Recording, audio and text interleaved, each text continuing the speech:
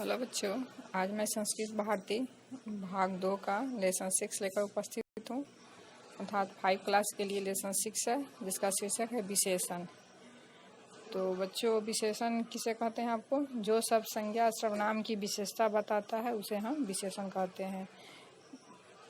इस लेसन को पढ़ने से पहले आइए हम पहले इसका शब्दार्थ देख लेते हैं, ताकि आपको लेसन समझने सुविधा होगी। शब्दार्थ में है उष्णम का अर्थ होता है गर्म, कोमला कोमल, अरण्यम जंगल, स्थूला का अर्थ है मोटे, कृष्ण पतले, तिक्तानी कड़वे, कड़वे अर्थात जो तीखा होता है, कड़वा होता है, अरण्य जीवा जंगली जानवर, सबला का अर्थ है बलवान, किमपि इसका संधि हो गया, संधि विच्छेद आपका कमजोर, अपि किसी भी, त्रिनम घास, पकवानी पका हुआ पके, काष्टम लकड़ी, औषधानी दवाइयाँ, उपकारकम उपकार करने वाला, बसंती माने बस रहते हैं, प्राप्तनोति पाता है। तो आइए इसका अब लेसन देखते हैं।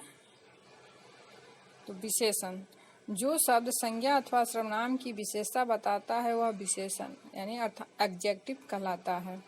पुनः जिसकी विशेषता बताई जाए वह विशेष है। जिसकी विशेषता यानी जिस शब्द की विशेषता बताई जाती है, जैसे श्वेता कपोता, यहाँ कपोत अर्थात कबूतर, श्वेता मतलब सफेद, तो कबूतर कैसा है? सफेद है। यहाँ बच्चों किसकी विशेषता बताई जा रही है? कपोत की यानी कबूतर की। तो आपका कपोत जो है वह हो गया आपका विशेष और श्वेता हो गया विशेषण। इसी तरह श्वेता ऐसा, यह सफेद है। कौन सफेद है? यह। तो यहाँ ऐसा हो गया संज्ञा, विशेष, ऐसा संज्ञा, और ऐसा सर्वनाम है, यह विशेष हो गया, और श्वेता आपका हो गया विशेषण।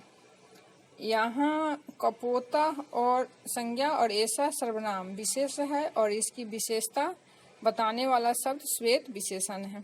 आइए चित्र में देखते हैं। का पहला चित्र में है ऐसा कपोत श्वेत अस्ति, यह कबूतर सफेद है। अगला है एतत् जलम उष्णम अस्ति, यह जल गर्म है। सा कालिका कोमला अस्ति, वह कली कोमल है। बच्चों यहाँ एक बात ध्यान दीजिए, यहाँ कपोता है तो श्वेता हुआ, जलम है तो उष्णम, कलिका है तो कोमलम, अर्थात संज्ञा के जिस रूप में संज्ञा होती है उसी रूप में उसका विशेषण लिखा जाता है। आइए इसको हम छोटा सा एक अनुच्छेद से समझ लेते हैं। हमका दिया हुआ है अरण्यम, अरण्यम अर्थात जंगल। प्रथम पंक्ति है भारते अनेकानि विशालानि अरण्यानि सन्ति, भारत में अनेक बड़े बड़े जंगल हैं।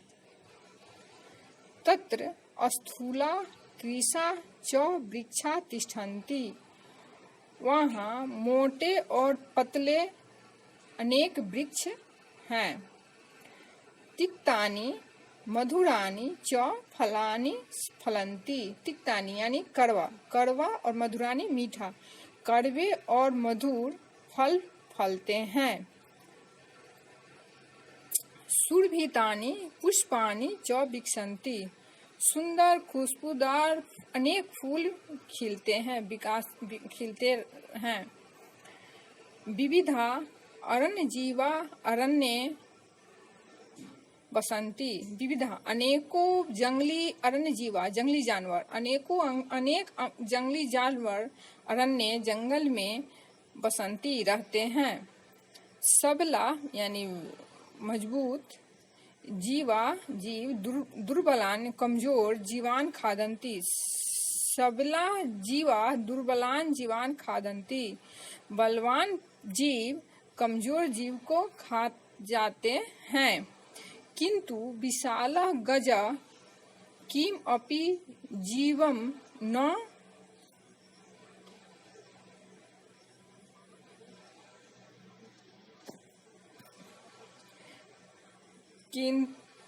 तु विशालः गजः किम अपि जीव न खादति। लेकिन बड़ा हाथी किसी भी जीव को नहीं खाता है।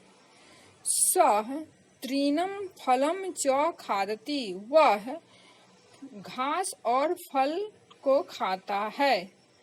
वानरा अपि पक्वानि फलानि खादन्ति, बानर भी पके हुए फल को खाते हैं। अरण्यात् मनुष्य उत्तमं काष्ठमं विविधानि औषधानि च प्राप्नोति। जंगल से मनुष्य उत्तम अच्छे प्रकार की लकड़ी को और अनेक प्रकार के औषधि को प्राप्त पाते हैं।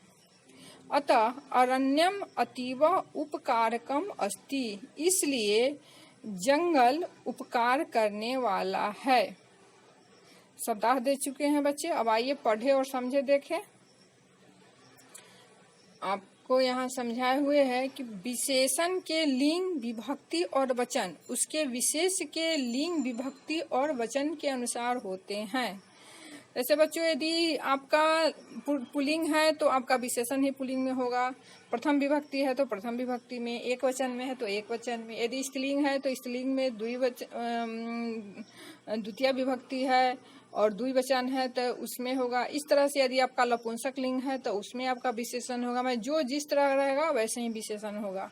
आपका यहाँ उदाहरण से समझा दी हुई, देखिए शीतला पवन, पवन यहाँ एक वचन के लिए है तो यहाँ शीतला भी जैसे पवन है वहाँ ऐसे शीतला भी एक वचन के लिए, प्रथम विभक्ति एक वचन के लिए है। आपका यहाँ शीतलम पवनम, यहाँ आपका द्वितीय विभक्ति एक वचन है पवनम, तो यहाँ आपका शीतलम भी द्वितीय विभक्ति एक वचन है। अब यहाँ देखिए शीतलाम छायायाम, यहाँ आपका स्त्रीलिंग का है द्विवचन तो यहाँ उसका भी शीतल का है द्विवचन।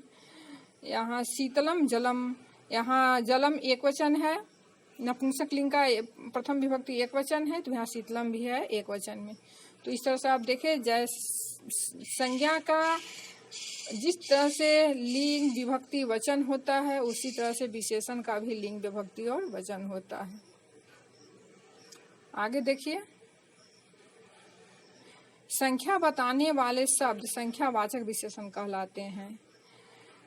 संख्या शब्दों के रूप विशेष के लिंग के अनुसार होते हैं। विशेष के लिंग यानी जिसकी विशेषता बताई जा रही है उसके लिंग के अनुसार होते हैं। वह पुल्लिंग में है तो पुल्लिंग में, स्त्रीलिंग में है तो स्त्रीलिंग में, नपुंसक लिंग में है तो ऐसे। जैसे यहाँ नीचे देखिए शब्द है यहाँ आपका, और नीचे और लिख दिए हुए है कि 5 और उसके बाद की संख्याओं के रूप सभी लिंगों में समान होते हैं। अर्थात 5 के बाद कोई भी लिंग हो, पुल्लिंग, स्त्रीलिंग या नपुंसक, सब में एक समान होगा संख्या का संस्कृत। लेकिन 1 से 4 तक के जो संख्या होते हैं वह पुल्लिंग में अलग, स्त्रीलिंग में अलग और नपुंसक लिंग में अलग होते हैं।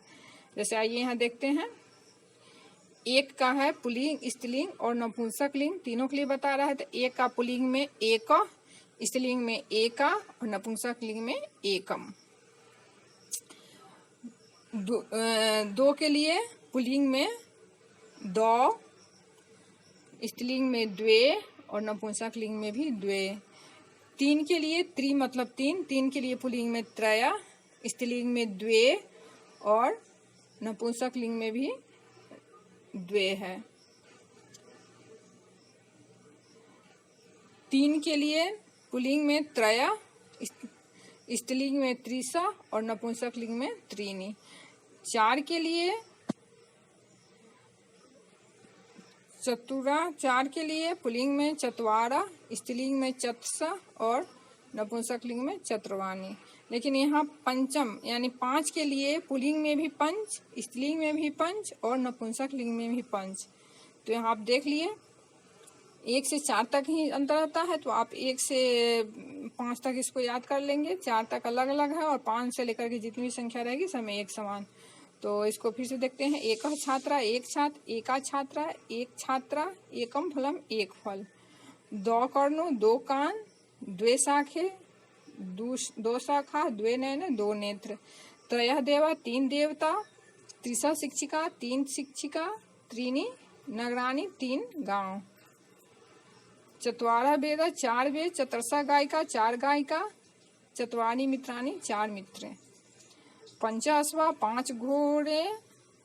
पंच नौका 5 नावें। पंच पुष्पाणि 5 फूल।